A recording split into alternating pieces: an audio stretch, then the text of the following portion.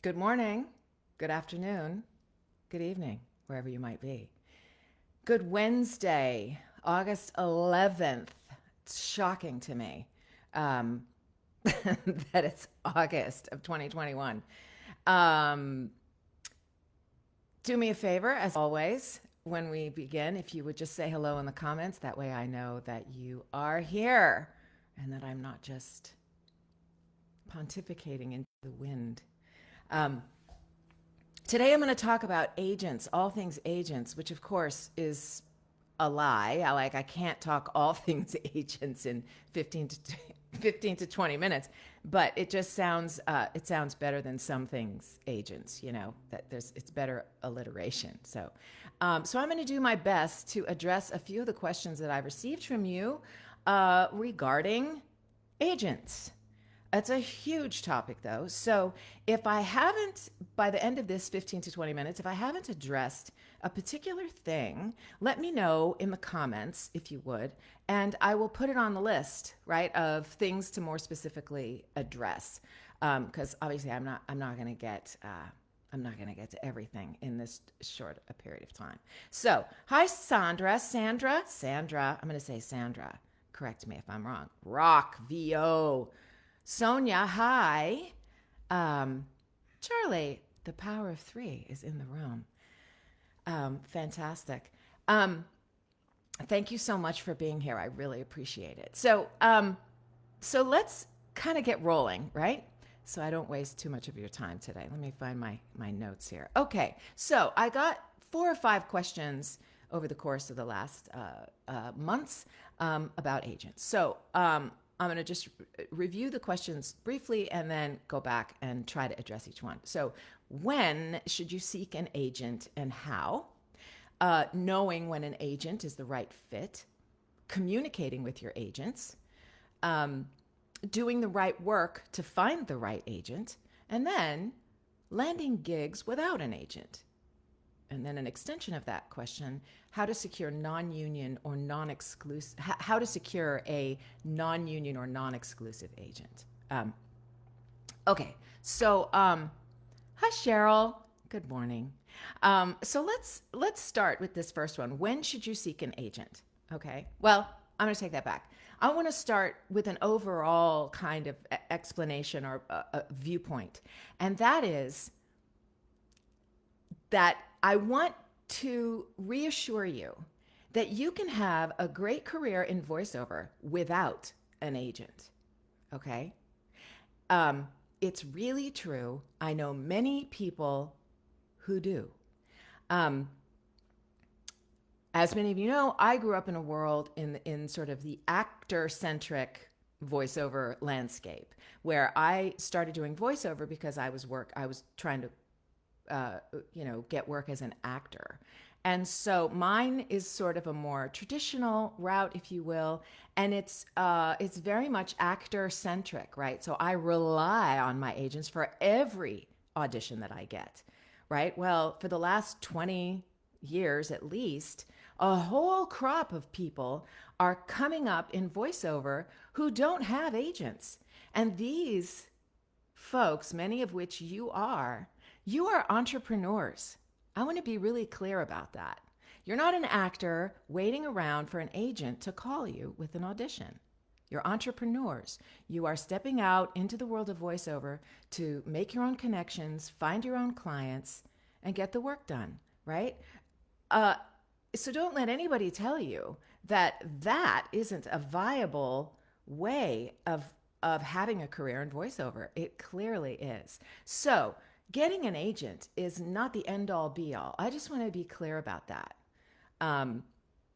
So that said, I know that there are many of you who are at a particular level in voiceover, and I shouldn't even say level, you're just at a place in voiceover where you go, what else do I want to explore? And maybe getting an agent is an interesting option for me, right? And so that's really where I want to start. But I do want to reassure you that thousands and thousands of people have successful voiceover careers without an agent. So if you're thinking it is the one key to success, let me, what's the phrase? Disavow you of that notion. Like, it's a myth. Okay. All right. So, when should you seek an agent? Well, the long and short of it is when you're ready. um, so what does it mean to be ready? Um, it means really that you have enough skill and enough talent that casting people, people from whom you take workshops, are asking, "Do you have an agent?" Right? Oh, you should have an agent, right? So that kind of affirmation of where you are in your career is predicated on the fact that you are connecting yourself, right? That you're taking workshops, that you are out there and you are pursuing getting better at it, right? So um, nobody can discover how uniquely talented you are if you are living. My dog is going to start barking in a second. Shush, shush, shush. Um, if you're living in a box, right? So you have to get out there and present yourself to the people who are connected to agents. And agents are always looking for great, unusual talent. Always, always. They want to be able to provide their casting people with the best talent out there. So, so just know that, right? So this connects to doing the right work to find the right agent. And that is, again, um, constantly learning, connecting yourself to means of learning, that are, what's the word I want? That are meaningful, right? If you can take workshops where there are casting directors present, where there are agents present, there are many, many places that do that kind of workshopping, right? Where the primary goal of the place that's doing the workshop is to get you in front of people for whom you can, perform and learn. So really the key, when should you seek an agent? Again, when you have a good enough body of work that by which you can be assessed, and that you're doing work in front of casting people and you're getting noticed. Okay, because getting an agent, cold calling an agent is like, that's a needle in a haystack, right? That's really, really difficult. You always want to, the best thing to do is to be able to connect yourself to an agent by way of someone the agent respects, right? And they'll go, oh yeah, I trust these casting people. I'm going to listen to this person, right? So that's it in a nutshell. Okay, I know it's far more complex than that, but that's a starting point. Okay, so knowing when an agent is the right fit. This is super important because I think sometimes we think of agents as being gods, and that once you get an agent, everything's going to be great, and not necessarily. Agents are people. Agents have particular personalities. Agents have ways of doing things, and truthfully, there are plenty of times where an agent relationship isn't the right fit. I was talking to a coaching client a couple weeks ago, and he was telling me about some practice that he had just signed with a new agent and had learned of some practices that this agency was undertaking, and it didn't sit well with him, right? And he was sort of like, what do I do? And I said, I think you should find another agent, and there was this sense of fear in him, like, oh, but what if I don't ever find another agent? And my sense is, why would you stay with it's like staying with an abusive partner. It's like not thinking that you won't ever find another partner is not a reason to stay, right? It's like you don't want to compromise your own ethics, your own values, right? All that. So, and I say that just to highlight the fact that not every agency is the right fit. I have been with agencies where it's like, wow, this is not the vibe for me. It was like way too, it was way too frenetic, right? And I just didn't feel comfortable walking into the agency. And so I knew I wasn't going to be there for very long, right? So, But aside from the vibe in the room and the ethics of the agent, how do you know it's a good fit? Well, when you communicate well, when you feel free to communicate with your agent, right? When they're getting you copy that works for you, that fits for you, that makes sense for you, right? Um, that they stick by you, knowing that to land work is a difficult and time consuming thing. It takes time to cultivate uh, a voice actor and a career, right? So, do you have an agent who's willing to stay with you in the long haul? That's great, right? That's a great fit. If you can communicate and be honest with them about who you are, what matters to you, what you'll read and what you won't read, and they're okay with it. Like I don't want to read stuff that's really violent. I don't want to read stuff that's like overtly sexual. I don't want to do it. And my agents know that. And so when I don't turn those auditions in, it's it's just it's all right. It's okay. They're not looking at me like, oh, that Kay Best, she's not doing the work. No, I'm doing the work that I value, and I'm doing the work that I want to do. And I don't think you can like uh push that off to the fact that I am established. I think it's good for every voice actor, no matter how many years you've been doing this, to it's the same old song I sing, right?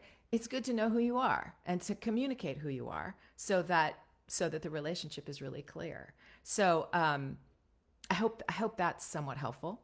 How to communicate with your agents. Okay, so again, I'll hit on this again.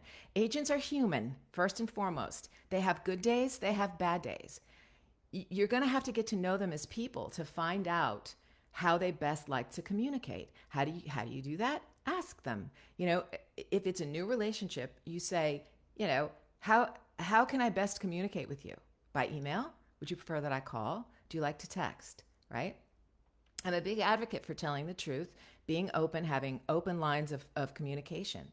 Um, Agents, I think, appreciate when we, as their clients, when we acknowledge their lives, their busyness, their days are constant. They're working, 12 to 18-hour days on our behalf, right? And so, not just on our behalf, on behalf of often hundreds of clients, right? So we have to be mindful and respectful, and we don't want to plague them with our neuroses and our fear that we're. Did you get that? How was my audition? Was it okay? Like, it's reasonable to check in every 6 months or so and say, just checking in on the quality of my auditions and that you're happy with them.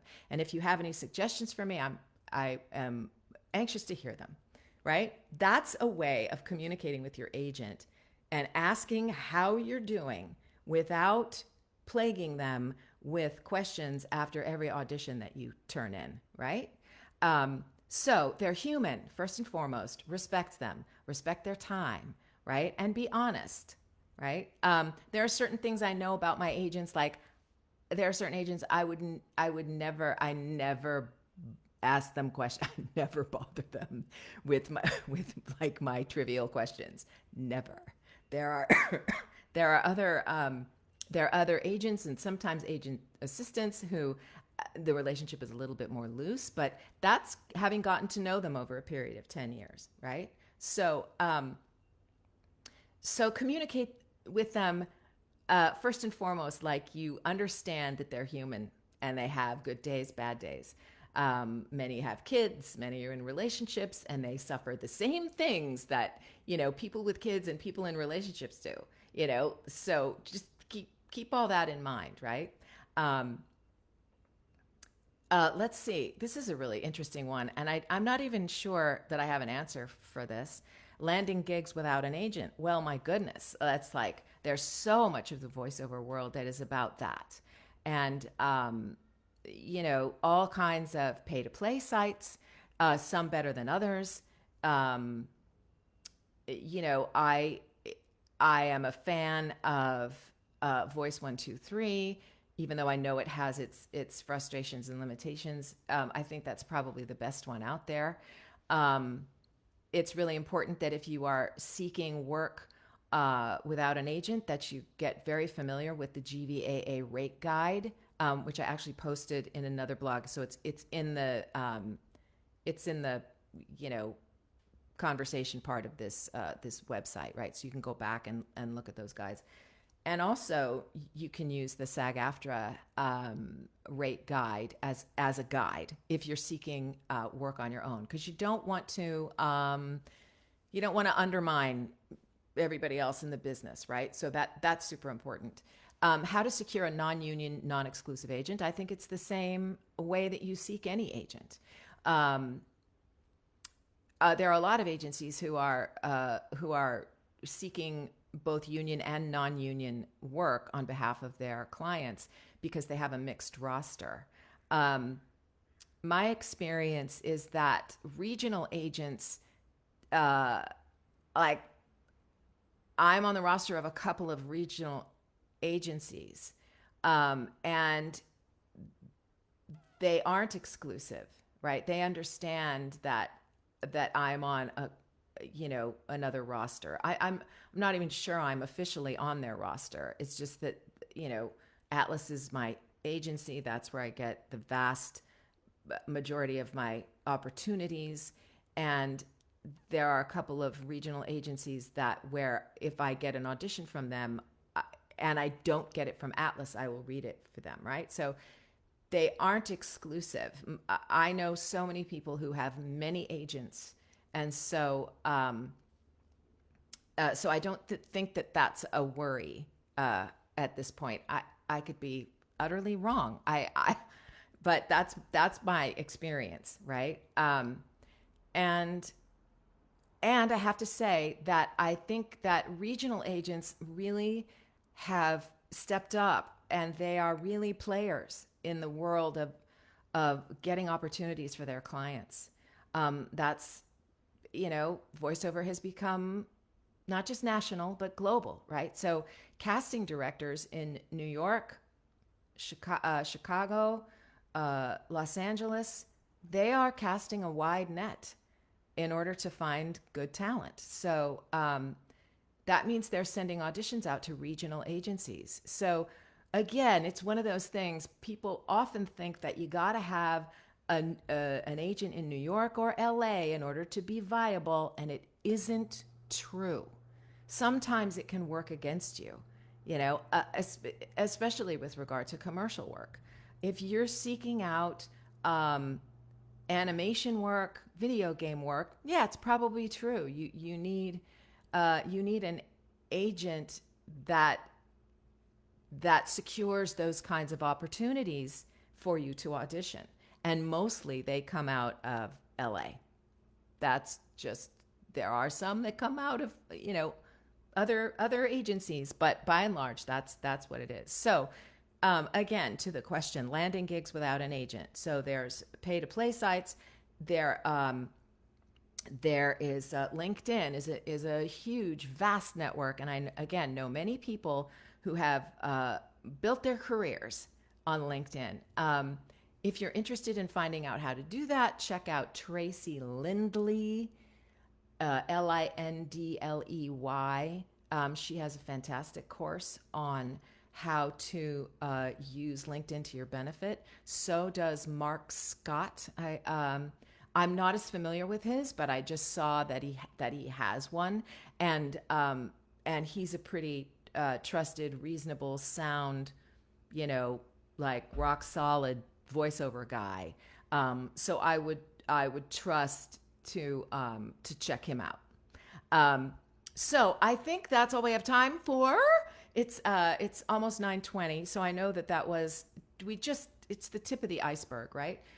So again, please let me know if you have other questions, you want me to go more in depth with a particular topic that has to do with, sort of a subtopic of agents, and I'm so happy to address it. So I'm not sure what's coming up next week, but there will be something coming up next week. Thank you for joining me in my kitchen. I'm happy to have you, and I hope you have a fantastic rest of your Wednesday and rest of the week. All right, take care.